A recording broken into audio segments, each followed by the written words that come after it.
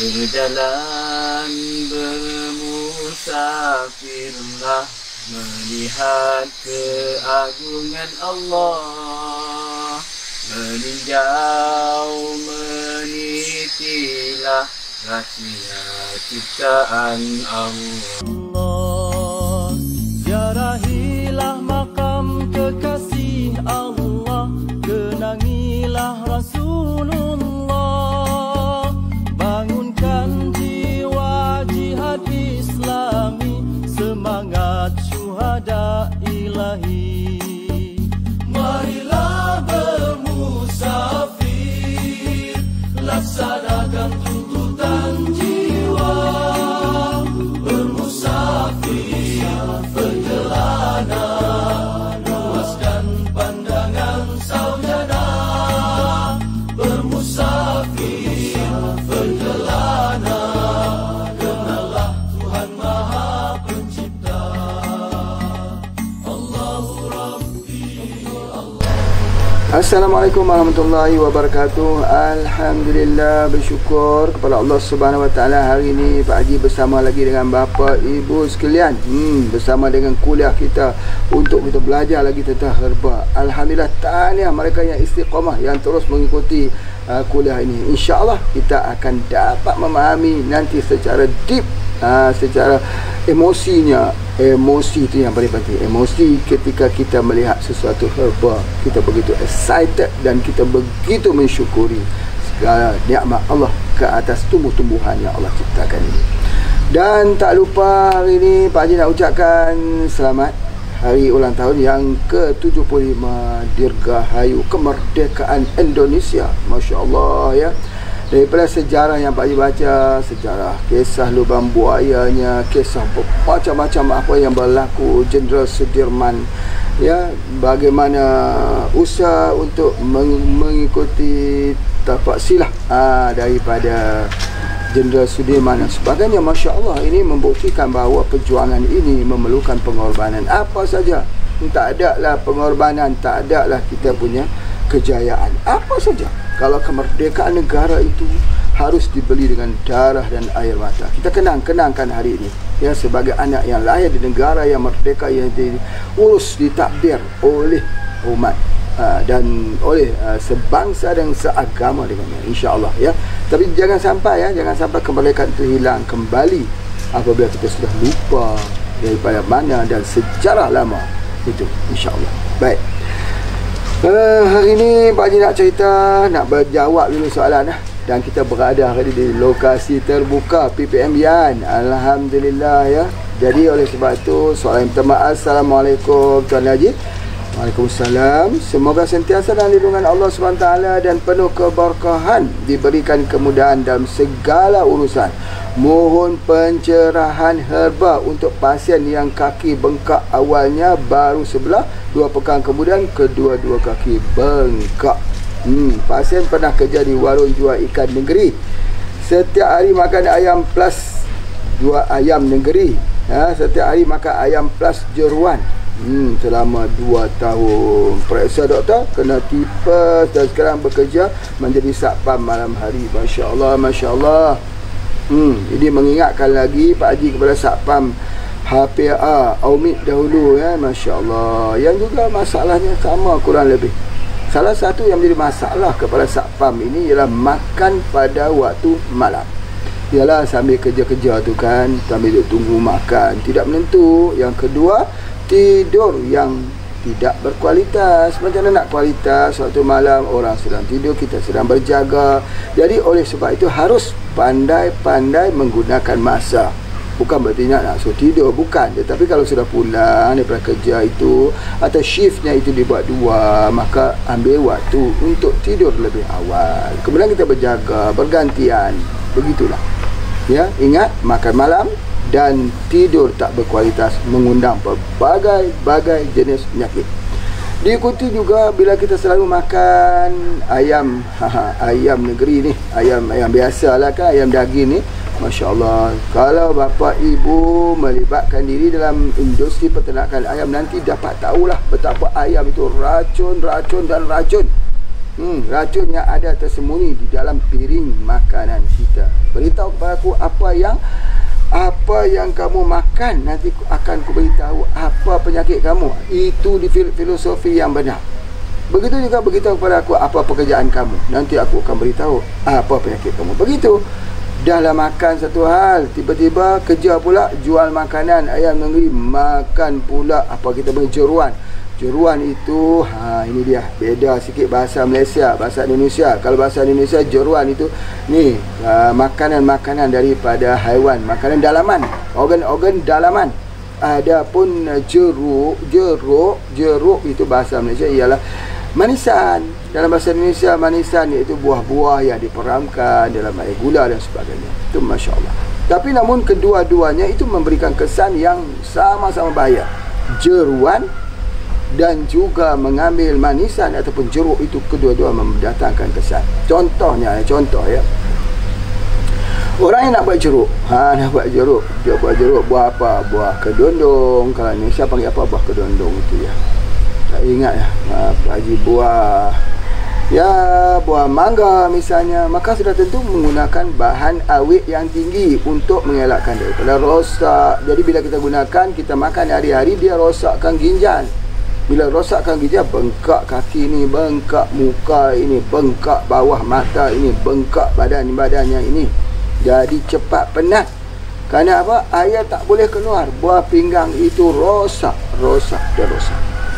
Begitu juga kalau orang itu kerap mengambil jeruan ini makanan dalam, organ dalam. Ambil lemak-lemak, ambilnya hati, ambilnya empedu, ambil semua dimakan. Yang di depan itu mendatangkan kolesterol yang tinggi.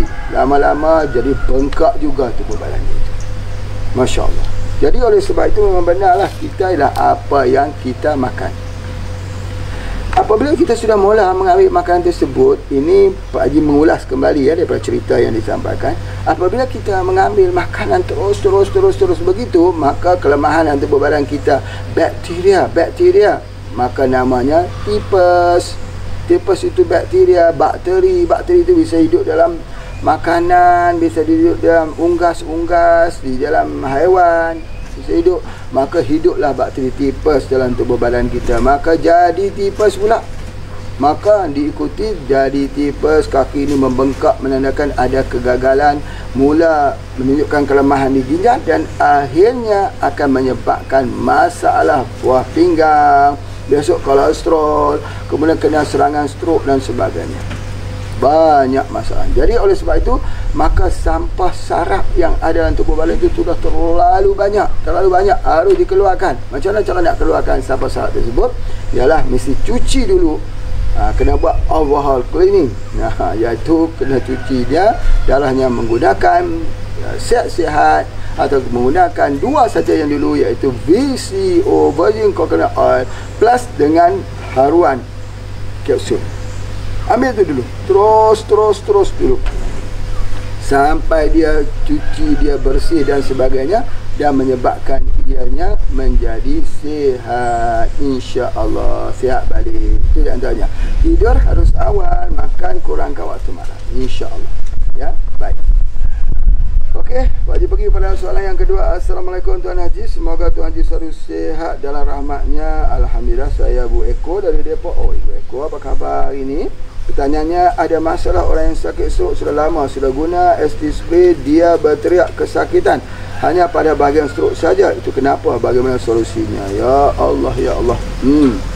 Dia guna satu ubat namanya stroke spray ataupun ST spray. Spray di atas ini. Tetapi bila dia spray, dia rasa sakit. Katalah dia stroke sebelah kiri, dia rasa sakit. Masya Allah. Rasa sakit itu rasa. Itu yang membedakan. Pengobatan herba ini mendatangkan rasa. Pengobatan kimia menghilangkan rasa. Rasa sedang sakit, bila ambil kimia sudah tak sakit lagi, padahal penyakit makin besar.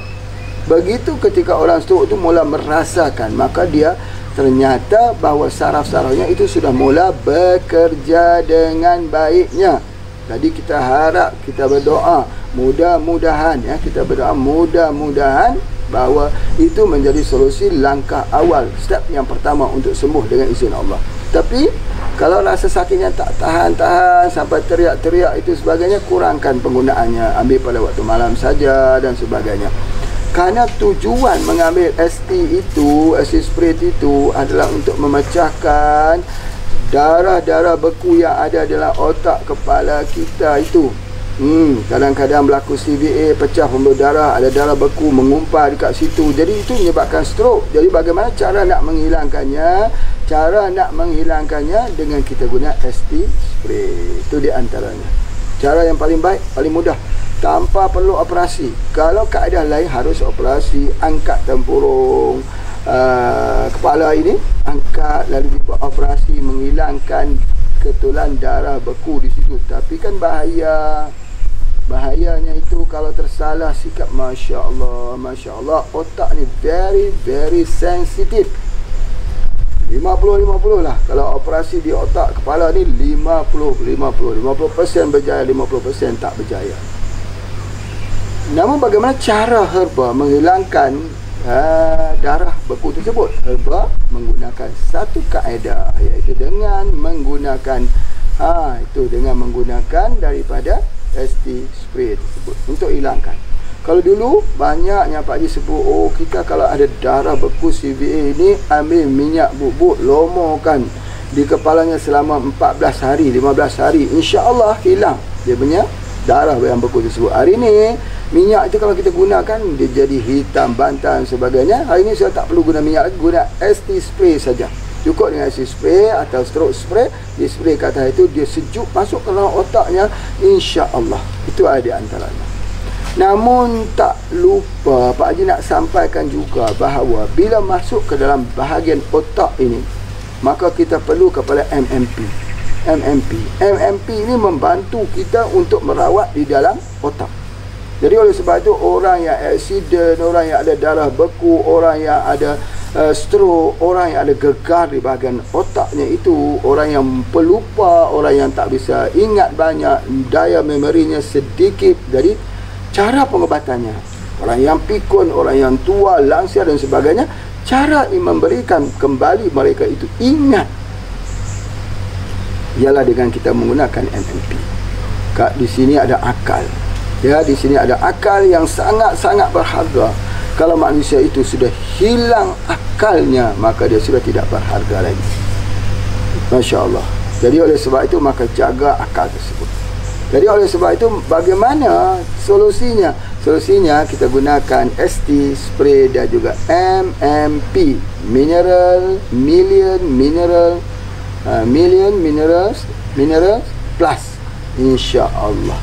Ambil sedikit saja, masukkan dia ke dalam air yang hangat, lalu kita minum pada waktu malam. Jangan lupa, kerana sayangi otak anda, sayangi pemikiran ingatan anda, sayangi ilmu pengetahuan yang sudah ada yang Allah beri di dalam akal kita. Jangan sampai jadi pikun, ya, insya-Allah. Baik, okey, kalau begitu kita bagaimana? Jadi kalau dia spray, dia teriak-teriak sakit, tak apa, ibu ekor ya. Beri lagi pelan-pelan, kurangkan dosisnya sampai dia bisa untuk bertahan, tak jerit-jerit lagi. InsyaAllah masa itu sudah berlaku penyembuhan, insyaAllah. Baik, soalan yang ketiga, pertanyaan. Ya, prostat membesar, buang air kecil tak lancar. Sudah ambil malek dan syak. Prostat membesar. Ini orang yang ada kelenjar prostat. Bila orang yang ada prostat ini, maka kita tahu bahawa bila kita ambil syak katilah harus kita ambil. Itu adalah antaranya. Kita ambil syak katilah. Jadi oleh sebab itu, namun begitu, ubat prostat seperti mana yang Pak Haji sebut, ialah satu lagi namanya Fisalin B, daripada Alepenthopus camber, pokok tutup bumi tapak liman, yang mengandungi bahan aktifnya Fisalin B. InsyaAllah selama yang Pak Haji rawat, dengan izin Allah, belum ada lagi yang gagal. InsyaAllah belum ada lagi yang gagal. Ya, itu di antaranya. Jadi okey, kalau sudah ambil malak sudah betul, ambil syak dah betul, tapi jangan lupa ambil apa? Jangan lupa kita ambil daripada Fisalin B. Itu adalah yang. Masya Allah, kita lanjuti dengan soalan yang keempat. Assalamualaikum Pak Haji, saya Rosmala Dewi, Kantor Cabang Hafiz International di Palembang. Ya, apa khabar Ibu Rosmala? Mau tanya herba apa yang cocok untuk kakak saya, ada batu di empedunya. Kakak saya perempuan, okey juga, umur 54 tahun. Di bawahnya dilampirkan hasil laporan doktor. Untuk saat ini belum minum ubat kimia kerana memang sudah mahu pengobatan herba. Jadi batu di dalam empedu, Masya Allah, batu dalam empedu. Nanti Pak Haji kena tunjuklah batu dalam empedu ni menggunakan pokok apa ya. Selain daripada pokok yang biasa kita guna, iaitu pokok apa ya, pokok kumis kucing ataupun pokok keji beling boleh kita gunakan, dan ada lagi pokok itu nanti kita tunjukkan ya. Nanti Pak Haji kena cari dululah baru dapat kita tunjukkan. Nama begitu, bagi yang nak pecahkan batu dalam empedu ni paling terbaik menggunakan daripada tanduk rusa. Tanduk rusa dikikis, ambil limau ya, air jeruk, perah dekat situ, minum, insya-Allah hancur batu dalam empedu. Tapi kalau dalam ubat kita macam mana ya? Ubat kita seperti biasa, Pak Haji sebutkan malek, minyak zaitun kita ambilkan khususnya untuk memecahkan, dan ada satu lagi namanya RO Plus juga untuk memecahkan batu di dalam empedu, insya-Allah. Namun begitu, kalaulah kita katakan agak lambat ya, biasanya kita juga boleh menggunakan batu dalam empedu ni, kita gunakan enzim, ataupun boleh juga kalau kita dapatkan madu kelulut yang rasa asam, yang rasa masam itu, yang tu yang kita ambil, insya-Allah ya. Allah akan berikan keluar, pecah nanti insya-Allah. Allah. Kalau dalam produk kita ada namanya penumpas asam urat, kalau di Indonesia penumpas asam urat itu juga memecahkan batu di dalam empedu, boleh cuba itu insya-Allah. Baik, soalan yang kelima. Assalamualaikum Tuan Haji. Ya Allah berkati dan redha Tuan Haji dan sahabat-sahabat semua, amin. Tuan Haji, saya nak tanya, kalau kulit manggis dikeringkan tapi kulit manggis terbaik kering itu tumbuh pula, apakah herba itu boleh digunakan sudah atau tak boleh digunakan? Kita ambil herba, kita kering-kering, tiba-tiba datang hujan, kita pun tutup, terlupa nak buka, tengok-tengok esok naik jamur, elok dibuang saja. Elok dibuang saja. Kalau kulit manggis kan lembab, kalau kita biar berjamur tu, kalau kulit manggis itu seelok-eloknya dibuang, tapi jamur itu tidak bahaya, boleh dibasuh bersih-bersih, kemudian dijemur semula, insya-Allah bisa digunakan. Tetapi secara praktiknya kita kalau sudah begitu dibuang ya, dibuang. Soalan kedua, pergelangan tangan kanan ada muncul macam tulang terjongkit dan jadi kelingking sebelah kiri sakit kalau ditekan. Apa punca tu Tuan Haji? Mohon penjelasan. Kedua, pegangan tangan ada muncul benjolan dan jari kelingking sebelah kiri sakit. Katakan, oh ini mungkin kerana kelebihan asid dalam tubuh badan. Jadi biasanya kita guna RO Plus bersama dengan Malex. Malex tu jangan lupa, kalau nak bagi kuat lagi Malex tu, ambil 3 kapsul rebus.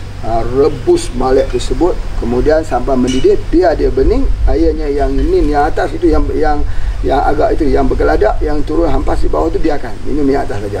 Setiap kali buat begitu, sekali ambil 3 kapsul, lalu dididihkan sampai mendidih, minum pagi petang malam, pagi petang malam, pagi petang malam, insya-Allah.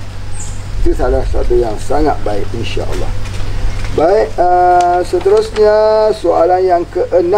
Hari ini ada 8 soalan. Alhamdulillah ya. Kerana semalam tak dapat jawab soalan, semalam kita berada di tempat kita, tempat peternakan ayam kampung, ayam daging, itik dan sebagainya. Masya-Allah. Hari ini kita jawab soalan pula. Assalamualaikum Tuan Haji, Afwan mau bertanya, herba yang cocok untuk GERD apa ya? Sudah sepakan ini dada rasanya panas, jantung berdebar kencang, banyak gas lambung, sering cemas, tak bisa tidur lelap, keadaan terbangun tengah malam. Ya betul, masalah ya, masalah pencernaan. Masalah pencernaan ini Pak Haji sebutkan, iaitu susu kambing plus dengan sari kurma, itu paling bagus Kalau kita tak ada itu, antirat lah. Kalau kita tak ada itu, kalau tidak ada lagi, baru boleh kita tambah dengan herba tujuh angin kalau kita mahu. Dan kita boleh ambil juga dengan apa ya, kita ambil teh herba ataupun teh pegaga, insya-Allah. Soalan yang ketujuh, salam Tuan Haji, cendawan susu harimau bolehkah diberi kepada pesakit thalassemia? Selain bersusu kambing dan pati kurma, apa punca penyakit tersebut? Benarkah ia keturunan ayah dan ibu? Mohon penjelasan. Thalassemia, betul, gunakan susu kambing untuk thalassemia. Thalassemia ni ialah kerana kelebihan zat besi dalam tubuh badannya. Jadi kena banyak kita berbekam. Kata orang ini adalah penyakit genetik, ya betul juga. Tapi tak semua akan jadi begitu. Tapi apa yang lebih baik yang Pak Haji sebutkan, jangan ambil herba yang berwarna hijau. Kerana hijau itu mengandungi zat besi. Sedangkan orang ni zat besinya sudah lebih. Jadi sebab itu ada proses namanya bekam. Bila bekam, darah yang keluar itu mengeluarkan zat besi yang berlebihan. Jadi oleh sebab itu orang thalassemia ini harus bekam. Dan ambil herba jangan warna hijau. Boleh ambil susu warna putih dan sebagainya. Dan apa yang Pak Haji sebutkan, kita ambil saja susu kambing, tak perlu campur dengan pati kurma. Tidak perlu. Sebab pati kurma itu juga mempunyai kadar zat besi yang tinggi, ya. Jadi itu kita kurangkan. Soalan yang akhir pada hari ini, Assalamualaikum Pak, ini foto anak saya yang terkena polip dan benjolan di hidungnya membesar hingga ke ujung hidung. Oh, ada polip ya. Sama ni anak saya konsumsi syak ketelis, semprot IMS, sempat semprotnya mengecil, nampak lubang hidung yang dalamnya. Saya tetap kasih syak ketelis dan semprot IMS, tapi kebakarannya kenapa benjolannya membesar hingga keluar Pak? Apa emang benjolannya bisa lepas sendiri hidung sebelah kiri Pak? Tolong ya. Dia dah bingung ya untuk masalah polip. Masalah polip ini ialah dia ada hubungan dengan masalah apa yang kita panggil resdung ya, masalah resdung bahagian muka kita dan sebagainya. Macam mana cara nak hilangkan polip ini? Betul, syak katilak, tetapi harus bagi dia dengan madu kelulut. Madu kelulut diberikan juga. Bila dia ambil madu kelulut tersebut, nanti polip yang akan makin lama makin kecil. Tetapi jangan lupa dengan antirat. Antirat jangan lupa. Jadi bila kita ambil antirex, madu kelulut, dan itu insya-Allah makin kecil. Tapi Pak Haji dah ajar dah cara dia bagaimana menghilangkan polip di hidung, iaitu dengan wapkan muka kita dengan daun sirsak yang direbuslah tanpa mendidih. Kita bertangas, orang kata bertangas, kita wapkan muka kita itu sampai kena di dalamnya, sampai polip itu, keteruan itu jadi kecil. Kalau dalam perubatan kita ada herba di Malaysia nama Cocinium Plus. Cocinium Plus itu salah satu herba, dan syak katilak, ambil kedua-duanya ini untuk polip. Masya-Allah, masya-Allah. Sangat-sangat berkesan, insya-Allah. Baik, terima kasih semua. Apapun pertanyaan ini, nanti kita akan lihat hasilnya setelah bapa ibu mencobanya. Nanti Allah akan berikan bapa ibu melihat dengan keyakinan. Yang penting jaga makan. Jangan bagi makan terasi, jangan makan ayam banyak, jangan makan daripada organ-organ dalaman haiwan. Jangan makan itu. Kalau ambil yang tu, dia cepat lagi besar. Dan yang paling penting yang paling penting, jaga jangan sampai banyak gunakan gula yang terlalu tinggi. Kalau banyak guna gula, maka dia akan menyebabkan sukar lagi untuk kita sembuh. Dan selalu minum jus. Bagi anak-anak kita minum jus. Jus apa bisa, orange kah, lemon kah, semuanya boleh, insya-Allah. Baik. Okey, itulah di antaranya yang Haji nak sampaikan. Jadi sekarang ayo kita pergi melihat salah satu daripada pokok obat-obatan pada hari ini Pak Haji nak ceritakan, iaitu pokok satu orang sebut pokok Khatik Fatimah, tapi ada satu lagi rumput Siti Khadijah. Mari kita pergi untuk melihat tempat penanaman rumput Siti Khadijah. Yuk kita pergi ke sana.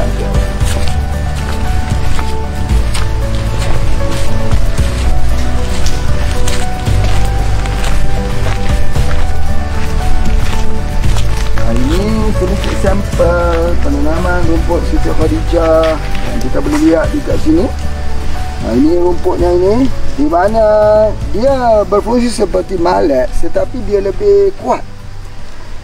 Di mana bagi orang-orang yang melakukan orang-orang yang melakukan kemoterapi.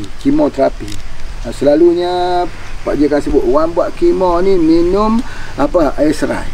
Tetapi minum daripada rebusan ini juga mengakibatkan kemo tu tidak mendatangkan kesan sampingan kepada orang yang ada orang yang kemo tersebut, tidak mendatangkan kesan sampingan.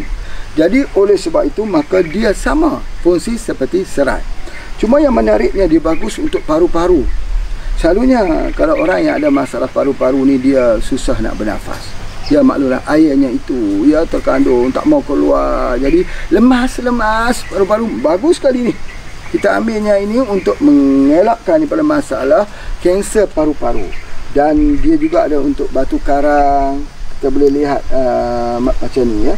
Jadi oleh sebab tu dia mudah sangat tumbuh. Ya, tumbuhnya kita tanam begitu dia dah tumbuh dah sejenis rumput yang boleh dijadikan obat untuk ramai orang. Fungsinya sama seperti malak, sama seperti RO plus, sama ya, untuk menghilangkan asid di dalam tubuh badan. Jadi insya-Allah jangan lupa bagi mereka yang mempunyai masalah asid ni kena menggunakan rumput Siti Khadijah. Masya-Allah ya, namanya pun Siti Khadijah. Masya-Allah. Ini ada satu lagi pokok yang mungkin Pak Haji boleh terangkan, iaitu pokok tertulang atau orang panggil pokok tulang-tulang ya. Boleh kita lihat di sini. Ini pokok tulangnya. Yang ini digunakan untuk ubat patah. Kalau orang patah kita tumbuk, kita buat untuk mengikat tempat ubat patah tersebut. Tetapi ada satu cara lagi, iaitu kita boleh juga ambil batangnya ini. Dia ada getah ya. Cuba Pak Ali tunjukkan, dia ada getah. Ni nampak getah. Getahnya itu nampak warna putih dia, getahnya itu ya. Daripada getah ini kalau kita bakar dia keseluruhannya, dia jadi hangus. Bila dia hangus, kita ambil abunya campur dengan air. Bila abunya dia campur dengan air, dia akan menjadi apa? Dia akan menjadi ubat untuk kudis. Campur dengan air untuk ubat untuk kudis, Masya Allah ya. Ini tengok di rumah kita. Dan ada satu pokok lagi yang mungkin ramai orang kita tak perasan ya, pokok ni. Batangnya segi empat. Ni segi empat. Tengok kat sini segi empat. 1, 2, 3, 4 batangnya ni. Ini untuk buasir. Ambil saja, potong saja kecil-kecil, kunyah-kunyah, telan cepat-cepat. Ya. Kerana dia mempunyai kesan untuk buasir. Sangat-sangat bagus. Pokok ni Pak Haji dah lupa nama sains apa ni, ubat buasir ni lupa ya. Ini di antaranya salah satu obat yang sangat-sangat bagus digunakan. Masya Allah. Baik. Dan satu lagi Pak Haji nak tunjukkan ini.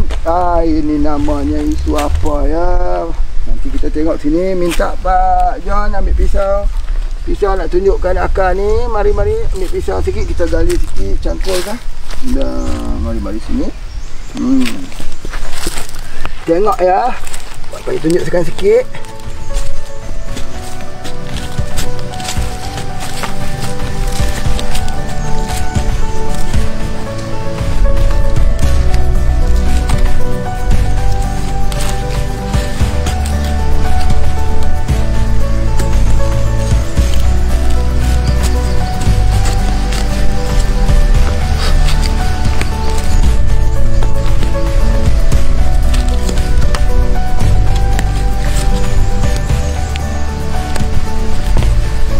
Ini dia sudah. Ini dia akarnya banyak sekali. Akarnya macam ni. Nampak ni. Banyak akarnya ini. Akarnya dikeringkan, dimakan dan juga dibuat juga tonik sebagainya. Namanya tak elok. Tetapi sekarang kita ubah namanya elok ya. Yang ni akar ni kita disebut sebagai ginseng ya. Ginseng sama juga seperti akar ginseng. Tapi ini ginseng hutan. Jadi kita ambil ginseng hutan ini macam ni, akarnya itu sama juga, sama seperti hampir sama ya. Seperti apa itu, temu kunci. Temu kunci. Ya, temu kunci yang banyak-banyak itu, tapi ini bukan temu. Ini adalah pokok. Ya, dulu orang panggil pokok ya ginseng hutan saja. Ginseng hutan saja. Okey, sangat menarik ni. Nanti kita minta Pak John boleh menanamkan lagi tepi ni. Nanti kita buat contoh ya, sampel dia sangat menarik. Okey, Pak Haji rasa itulah sedikit daripada herba-herba dalam hutan yang boleh kita pelajari. Terima kasih semua. Assalamualaikum warahmatullahi wabarakatuh.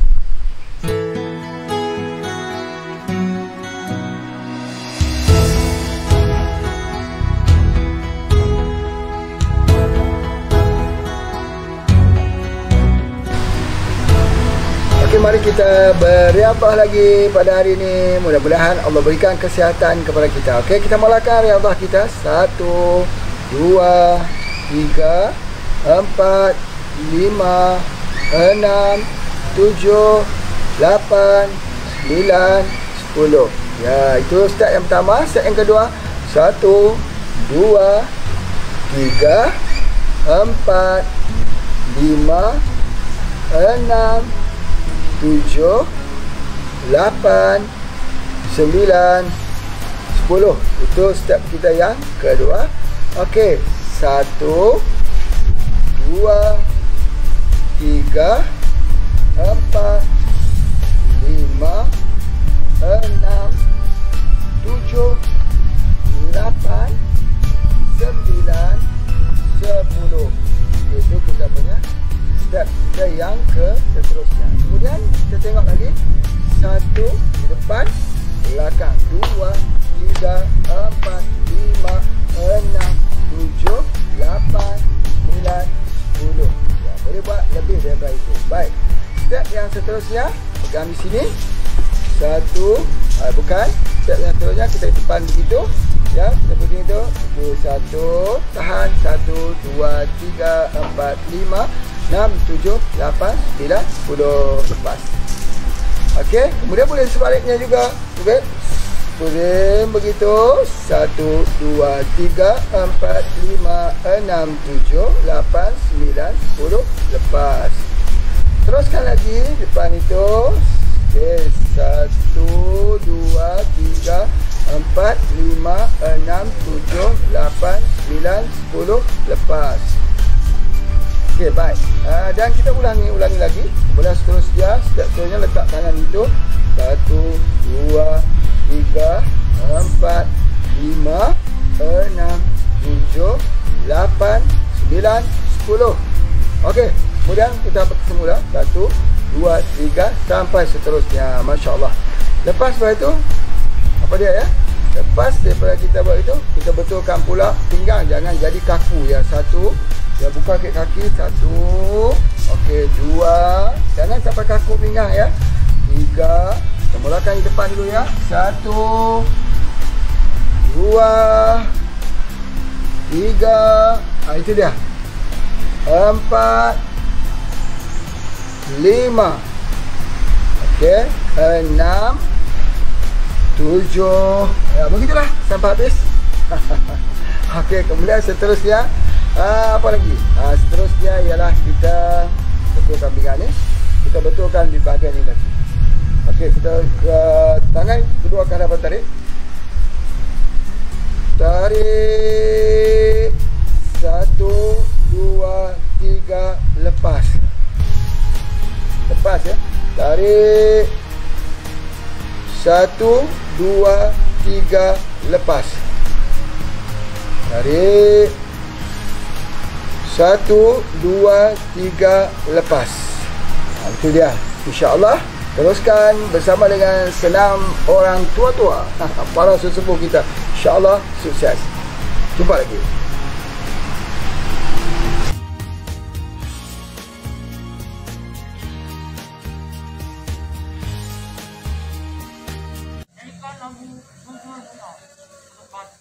Tempat pertama mulai.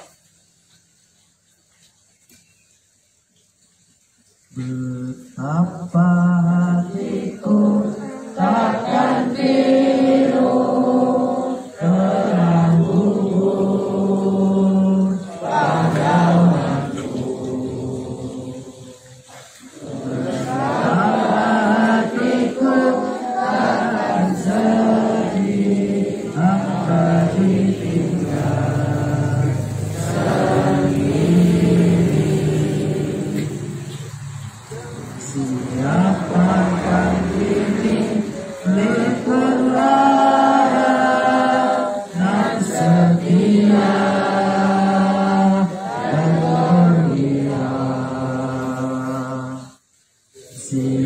dapat yakini pahlawan hati pembela bangsa sejati. Telah gugur pahlawanku, tunai sudah janji bakti. Gugur satu tunggu seribu, tanah air jaya sakti.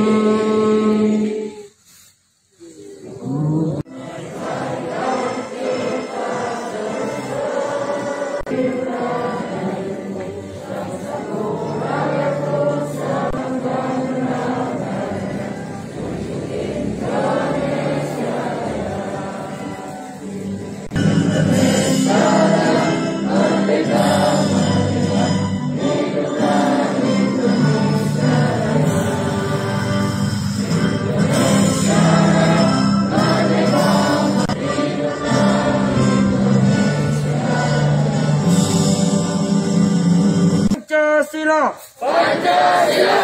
Satu. Ketuhanan yang Maha Esa.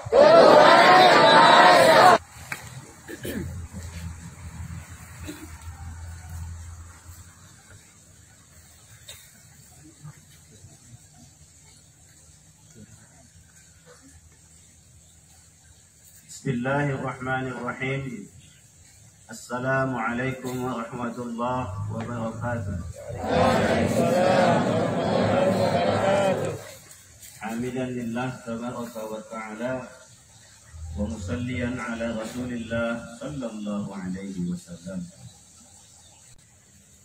Anak-anakku sekalian, teman-teman pengurus pesantren tahfiz APAIC Merapi yang dikasihi Allah,